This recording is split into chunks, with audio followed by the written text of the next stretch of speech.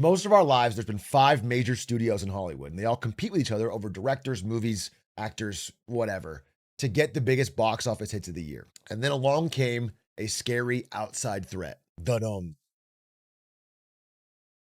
Netflix, and to a lesser extent, Prime Video and Apple TV, aka the tech companies. They had huge, deep pockets, they wanted content, and they started building these platforms that kind of went around traditional Hollywood. Streaming was part of the future. Now it's the only future, especially around COVID. And as COVID caused streaming to massively spike up and theaters to start to die, it became kind of existential. And so all the different five major studios of Hollywood, of traditional old Hollywood, responded in their own way. First was Disney, the biggest and most well capitalized of the bunch. Disney made Disney Plus. Then we had HBO Max from Warner Brothers. Then we had Peacock from Universal. Then we had Paramount Plus from Paramount.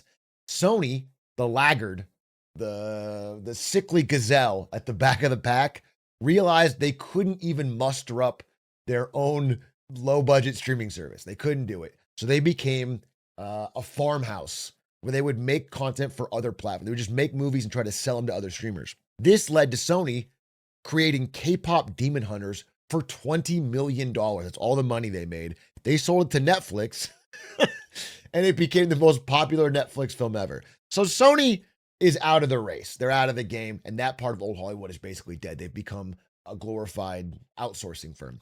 Okay? Then you look at Peacock and Paramount Plus. Both of them are severely lagging in subscriber numbers. Probably not going to make it. Eventually going to get folded up into something else. Then, as of today, HBO Max and Warner Brothers appears to maybe have just fallen. Netflix agreed this morning to an $83 billion takeover of Warner Brothers Discovery.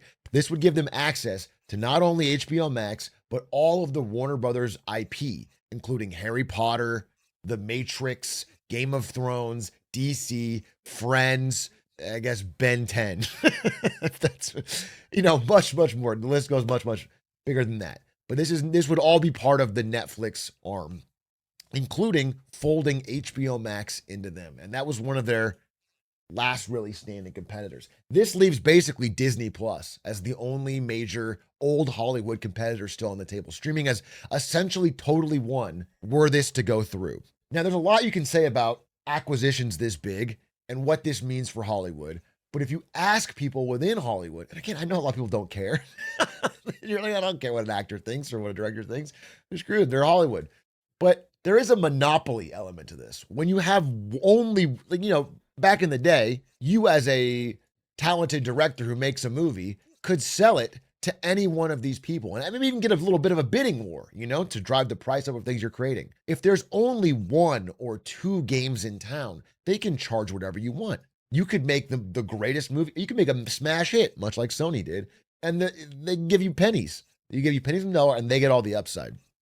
So it's a risk. Some in Hollywood, especially indie studios, are calling it the death of Hollywood. Like this is the final nail in the coffin because they'll have almost nowhere to go.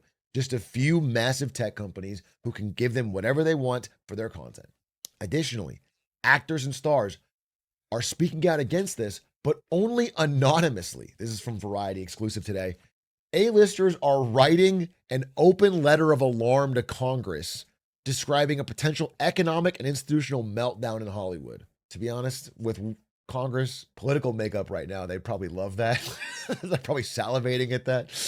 But from a business POV, Netflix would hold a noose around the theatrical marketplace. And that's just true. The key thing about this, and the interesting part, is that they did it anonymously because they are all so afraid of speaking out. Netflix's domination is now essentially complete, and anyone that speaks out against them publicly could get blacklisted or blackballed, not have their movie picked up, be iced out of the industry, which is now run through a few key streamers.